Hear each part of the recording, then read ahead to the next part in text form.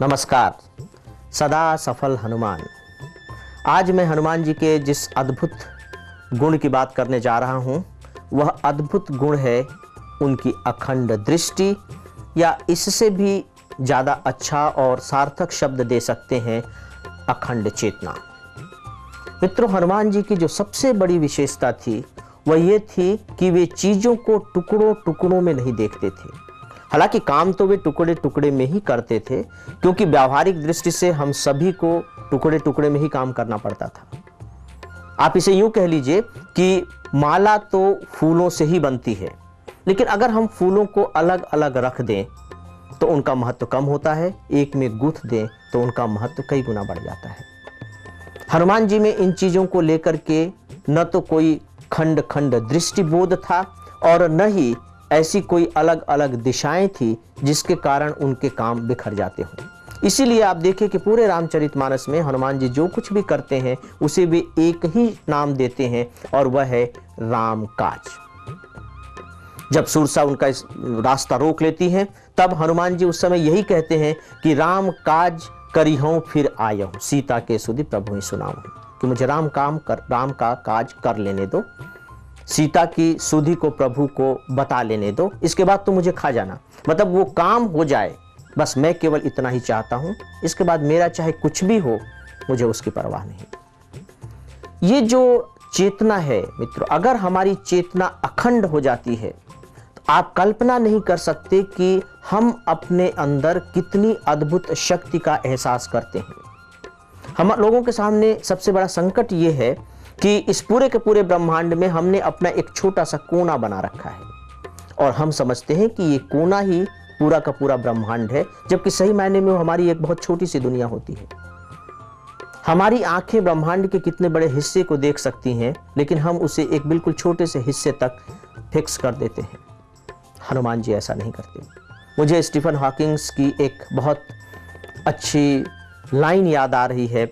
उन्होंने कहा था, स्टीफन हॉकिंग्स के बारे में आप लोग जानते होंगे, जिन्हें आइंस्टीन का आधुनिक अवतार माना जाता है, जो बहुत बड़े वैज्ञानिक हैं, लेकिन दुर्भाग्य से शारीरिक रूप से बहुत अक्षम हैं, विकलांग जैसे, जो हमेशा व्हील चेयर पर बैठे रहते हैं।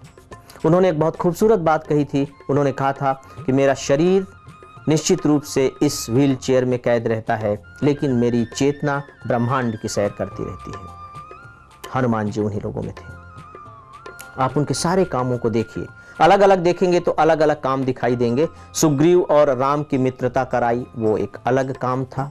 सीता का पता लगाया, वो एक अलग काम था। लक्ष्मण जी को पुनर्जीवित किया, वो एक अलग काम था। सुषेण वैद्य को, मतलब सारे काम आपको ऐसा लगेगा जैसे कि अलग अलग हैं, लेकिन उनकी दिशा अगर आप देखेंगे, डायरेक्शन, तो वो डायरेक्शन आपको बिल्कुल एक दिखाई देगी। ये जो अखंड चेतना है मित्रों, ये हमारी क्षमताओं को, हमारी ऊर्जा को एक निश्चित बिंदु पर केंद्रित करने का बहुत अद्भुत काम करता है। ये आप ठीक इसी तरह से समझ लीजिए कि वैसे तो सूरज दिन भर चमकता रहता है, हमारे आंगन में कागज के टुकड़े पड़े रहते हैं, लेकिन उनको कोई फर्क नहीं पड़ता। लेकिन यदि आप एक लेंस ले आएं और उसे कागज के टुकड़े पर रख दें, आप देखेंगे कि थोड़ी ही देर में वो कागज का टुकड़ा जलने लगेगा।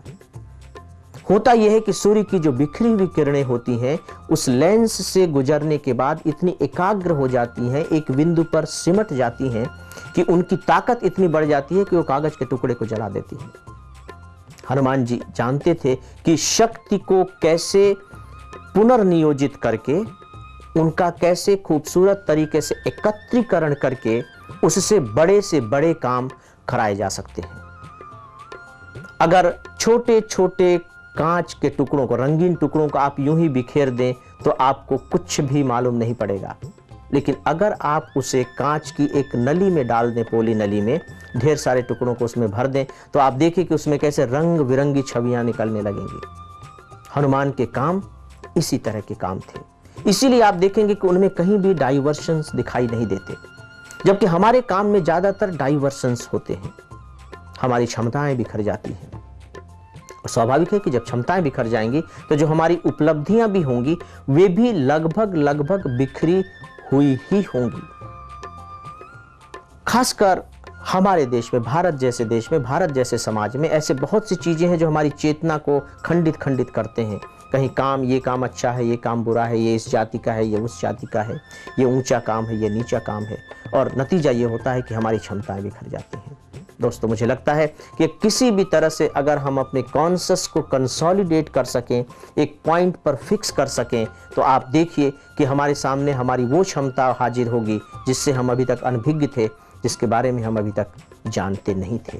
हनुमान जी भी इससे पहले कहाँ जानते थे, लेकिन जैसे ही राम काज में वो लगे, हमारे सामने अंत में एक भगवान के रूप में उपस्थित हुए। तो दोस्तों, आज बस इतना ही।